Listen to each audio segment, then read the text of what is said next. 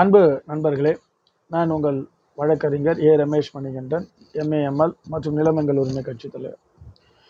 சில நாட்களுக்கு முன்னாடி, அதாவது குறிப்பாக 13/6/2024 நம்மளுடைய மாண்புமிகு சென்னை உயர்நீதிமன்றமானது திரு PU வெங்கடேசன் என்பவருக்கு 6 மாத சிம்பிள் இம்ப்ரிசன்மெண்ட் சிறை தண்டனை, 6 மாதம் சிறை தண்டனை ஒரு கண்டெம்ட் கேஸில் கொடுத்தாங்க. ஸோ அது சம்மந்தப்பட்ட விஷயங்களை யூடியூப்பு மற்ற இதிலெல்லாம் போட்டிருந்தாங்க, பார்த்துருந்தோம்.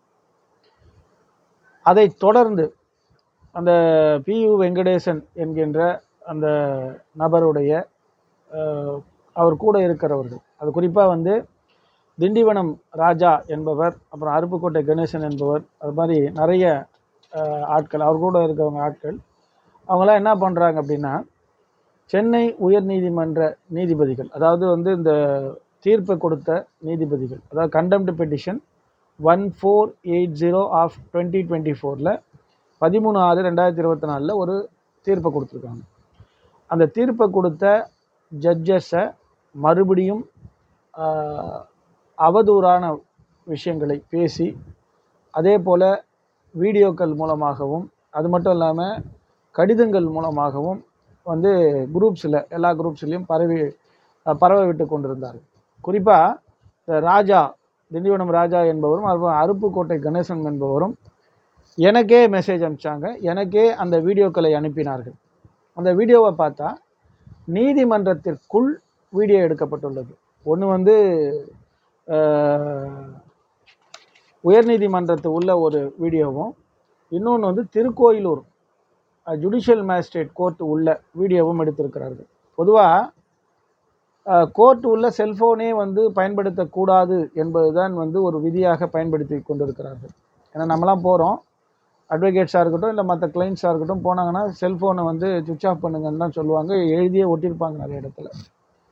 இவர்கள் எப்படி உள்ளே போய் திருக்கோயிலூர் ஜுடிஷியல் மேஜிஸ்ட்ரேட் கோர்ட் உள்ளேயும், அதே போல் ஹைகோர்ட் உள்ள வீடியோ எடுத்து நீதியை தேடின்ற ஒரு குரூப்பில் அவர்கள் பதிவிட்டிருக்கிறார்கள். அந்த பதிவுகளை எனக்கு அனுப்புகிறாங்க. பொதுவாக வழக்கறிஞர் நண்பர்களுக்கு நல்லாவே தெரியும், வழக்கறிஞர்கள் நம்ம கோர்ட் ஆஃபீஸர்ஸ், அட்வொகேட்ஸ் எல்லாம் கோர்ட் ஆஃபீஸர்ஸ். சட்டப்படி கோர்ட் ஆஃபீஸர் அப்படின்ற ஒரு ரேங்கில் இருக்கக்கூடிய நமக்கே திரு அருப்புக்கோட்டை கணேசனும் ராஜா, திண்டிவனம் ராஜா அவர்களும் நீதிபதிகளை மிரட்டுகின்ற வகையில் பேசுகின்ற வீடியோக்கள், அதுக்கப்புறம் அந்த மெசேஜஸ் எல்லாம் நமக்கே அனுப்புகிறாங்க. அப்போது நான் சும்மா இருக்க முடியாது இல்லையா? நான் கிட்டத்தட்ட 16 வருஷம் ப்ராக்டிஸில் இருக்கேன், நிறைய பெரிய பெரிய வழக்குகளை நடத்தியிருக்கிறேன். இந்த மாதிரி இல்லீகாலிட்டி செய்யக்கூடியவர்களை நாம் பார்த்துட்டு சும்மா இருக்க முடியாது. ஏன்னா யாராக இருந்தாலும் அதற்கான நடவடிக்கை எடுக்க வேண்டிய அவசியம் நமக்கு இருக்குது. அப்போது அவர் அனுப்புகிற இதில் பார்த்திங்கன்னா எல்லா குரூப்லேயும் அந்த மாதிரி அனுப்புகிறாங்க. ஸோ இது நீதித்துறையை மிரட்டும், அதிலே போட்டிருக்காரு, எச்சரிக்கை விடுகிறோம் அப்படின்னு அந்த மெசேஜிலலாம் இருக்குது நீதித்துறைக்கு.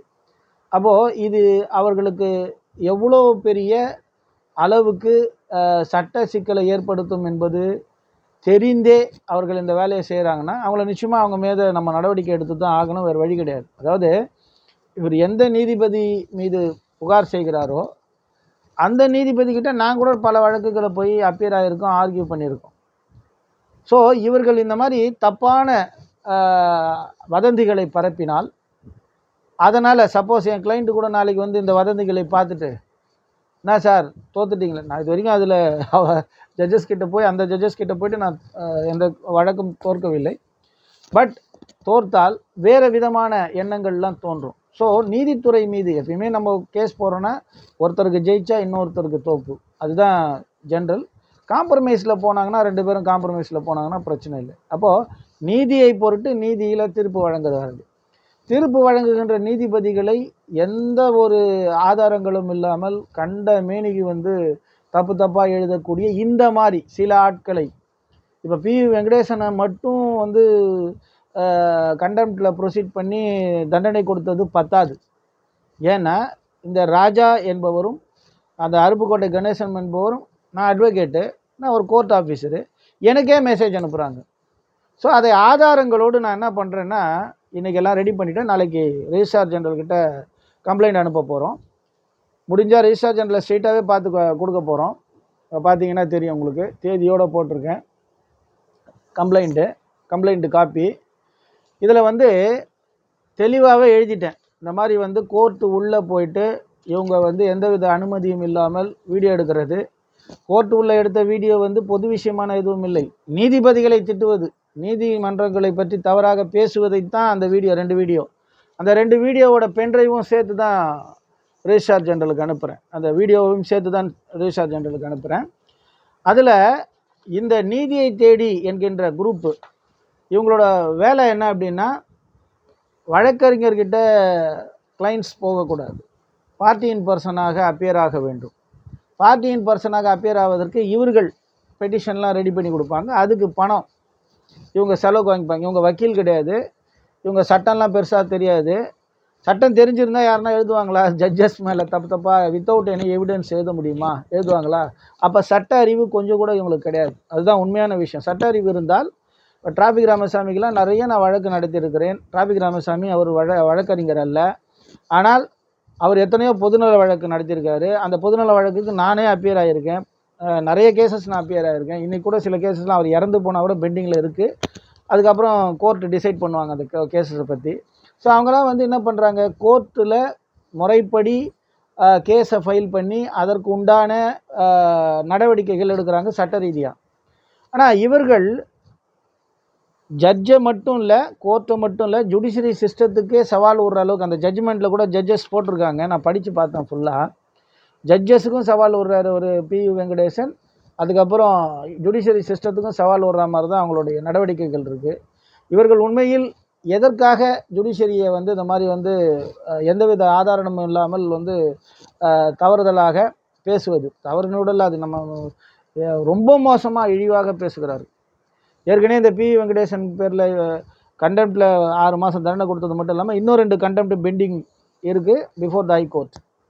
இப்போ இந்த கூட்டணியில் இருக்கிறவங்களில் சில பேருடைய பெயர்கள் எனக்கு தெரிஞ்சிருக்கு. அதாவது இந்த நீதியை தேடின்னு இந்த மாதிரி ஒரு குரூப்பை வச்சுக்கிட்டு ஜுடிஷியரி சிஸ்டத்தையும் வழக்கறிஞர்களையும் தவறாக பேசுவது, அசிங்கமாக பேசுவது, இந்த தொழிலை தொடர்ச்சியாக வைத்திருக்கிறார். இவங்க ரவுடிங் கூட இது என்னை பற்றி கூட நிறைய தப்பாலாம் போட்டிருந்தாங்க ஒரு காலகட்டங்களில்.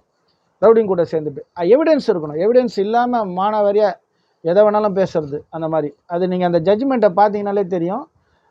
கண்டிப்பாக 6 மாதம் கண்டெம்ட் ப்ரொசீடிங் மட்டும் இல்லை, இந்த மாதிரி செஞ்சதுக்கு அவங்க பேரில் கிரிமினல் ஆக்ஷனும் FIR போட்டு பண்ணியிருக்கணும். பட் அதை செய்ய வேண்டிய அவசியம் இருக்கிறது. அதனால தான் நான் வந்து இப்போ ரெஜிஸ்ட்ரார் ஜெனரலுக்கு புகார் அனுப்புகிறேன். ரெஜிஸ்ட்ரார் ஜெனரலுக்கும் புகார் அனுப்புகிறேன். நம்ம சென்னை ஹைகோர்ட்டுடைய தலைவர் திரு மோகனகிருஷ்ணன் அவருக்கும் அனுப்புகிறேன். அதே டைமில் நம்மளுடைய தலைமை நீதிபதிக்கும் அனுப்புகிறேன் இந்த புகாரை. இந்த புகாரில் அந்த வீடியோக்கள், கோர்ட்டு உள்ள வீடியோக்கள் எடுத்தது, அது மட்டும் இல்லாமல் நம்மளுடைய சென்னை உயர்நீதிமன்றத்தின் நீதிபதிகளை ஜட்ஜ்மெண்ட் கொடுத்த பிறகு, அந்த PU வெங்கடேசனுக்கு ஜட்ஜ்மெண்ட் கொடுத்த பிறகு மறுபடியும் அவதூறான கருத்துக்களை பதிவிடுகிறார்கள். அது யாருன்னு கேட்டிங்கன்னா, திண்டிவனம் ராஜா, அதுக்கப்புறம் வந்து சுந்தரம் சென்னை, ஆர் கணேசன் அருப்புக்கோட்டை கணேசன், பாஸ்கர், சந்திரசேகரன் மேல்மலையனூர், ஆரியசாமி, அப்புறம் வந்து நாச்சன் தேனி மாவட்டத்தை சேர்ந்தவர், தாமோதரன், ராதாகிருஷ்ணன், மூர்த்தி, புஷ்பநாதன், வில்வம், சரவணன், குணசேகரன், கலைச்செல்வி, அன்பரசன், ராஜேந்திரன், ஏழுமலை அப்படின்னு சொல்கிறாங்க. இவங்கெல்லாம் வந்து அவங்க கூட இருக்கக்கூடிய கூட்டாளிகள். இவங்க தான் என்ன பண்ணுறாங்கன்னா, இந்த மாதிரி மெசேஜஸை வந்து ஃபார்வர்ட் பண்ணி நீதித்துறைக்கு ஆப்போசிட்டாக இருக்கக்கூடிய விஷயங்கள், வழக்கறிஞர்களுக்கு ஆப்போசிட்டாக இருக்கக்கூடிய விஷயங்கள், அதாவது இவர்களாக உருவாக்கி பொய்யான விஷயங்களை பரப்புகின்ற வேலைகளை செய்கிறாங்க. அதனால் இவர்களுடைய ஃபோன் நம்பர்ஸோடு வந்து ரெஜிஸ்ட்ரார் ஜெனரலுக்கு இன்றைக்கி கம்ப்ளைண்ட்டை ரெடி பண்ணியிருக்கோம். நாளைக்கு அதை ப்ரொசீட் பண்ணுறோம். அப்போது இவர்களை விசாரிக்க வேண்டும். இவர்களை விசாரிப்பது மட்டும் இல்லை, இவங்களை வந்து நீதிமன்றம் நினைக்கின்ற வகையில், அதாவது CBCIDயோ அல்லது வேறு அத்தாரிட்டி, போலீஸ் அத்தாரிட்டி மூலியமாக பண்ணி இவங்களோட பேக்ரவுண்ட்ஸும் சேர்த்து விசாரிக்கணும். பேக்ரவுண்ட்ஸ் என்னென்னா, இவர்கள் எந்த அடிப்படையில் இந்த மாதிரி வந்து ஒரு குரூப்பை வச்சுக்கிட்டு யூடியூப் சேனலில் நீதித்துறையை மிரட்டுவது, வழக்கறிஞர்களை மிரட்டுவது, நீதிபதிகளை மிரட்டுவது, இந்த மாதிரி விஷயங்களை அவதூறாக பேசுவது எந்த அடிப்படையில் செய்கிறார்கள் அப்படின்றத விசாரணை பண்ணி இவங்க எல்லார் மேலேயும் எஃப்ஐஆர் போடுறது மட்டும் இல்லாமல் கண்டெம்ட் ப்ரொசீடிங்ஸும் செய்யணும் அப்படின்னு சொல்லிட்டு இப்போது கடிதம் வந்து ஆனரபிள் ரிஜிஸ்ட்ரார் ஜெனரலுக்கு நாங்கள் வந்து கடிதம் அனுப்புகிறேன். ஏன்னா எங்களுக்கு ரைட்ஸ் இருக்குது, லோக்கல் ஸ்டாண்ட் இருக்குது. ஏன்னா ஒரு கோர்ட் ஆஃபீஸர் அட்வொகேட்டு எனக்கே அவங்களாம் அனுப்புகிறாங்கன்னா எவ்வளவு தைரியம் இருந்தால் இந்த மாதிரி அவதூறான விஷயங்களை எங்களுக்கே அனுப்புகிறாங்கன்றது தான் விஷயம். அதை ஸ்க்ரீன்ஷாட் எல்லாமே சேர்த்து தான் அனுப்புகிறோம். நண்பர்களே, உங்களுக்கு சொல்கிற விஷயம் தான், இதை பார்க்குற பொதுமக்கள் மற்ற நண்பர்களுக்கும் ஃபார்வர்ட் பண்ணுங்கள். எப்பொழுதுமே ஒரு விஷயம் ஞாபகம் வச்சுங்க, சட்டத்தின் ஆட்சி தான் நம்ம நாடு. அதாவது சட்டப்படி தான் நடக்க வேண்டும். எப்பயுமே வந்து ஏதாவது ஒரு தவறுகள் இருக்கா அதுனா அப்படி சட்டப்படி தான் போகணும். சப்போஸ் ஏதாவது வழக்கறிஞராக இருக்கட்டும், ஜட்ஜாக கூட இருக்கட்டுமே, அவங்க பேரில் தவறு இருக்குதுன்னா எவிடன்ஸோட சம்பந்தப்பட்ட துறைக்கிட்ட தான் கம்ப்ளைண்ட் கொடுக்கணும். இவங்க இந்த மாதிரி மாஸ் மீடியாவில் போட்டு மிரட்டுறது, பயம்புறுத்துறது, அந்த மாதிரி வேலைகளை செய்தால் இப்போ பி வெங்கடேசன் மேலே எடுத்த மாதிரி ஆக்ஷன் வந்து இவங்க மேலே எடுக்கணுன்றது எங்களுடைய கோரிக்கை. வழக்கறிஞர் சார்பாகவும் சரி, வழக்கறிஞர் கூட கேவலகாலமாக பேசியிருக்கிறாங்க. அந்த ஆடியோக்கள்லாம் கூட என்கிட்ட இருக்குது. நிச்சயமாக ரிஜிஸ்ட்ரார் ஜெனரல் என்கொயரி போட்டார்னா நான் அதை இருக்கிறத எடுத்துகிட்டு வந்து நான் கொடுக்க தயாராக இருக்கிறேன். அப்போது ஒரு கோர்ட்டுக்குள்ளே இப்போ நாங்கள்லாம் வந்து பயப்படுவோம்.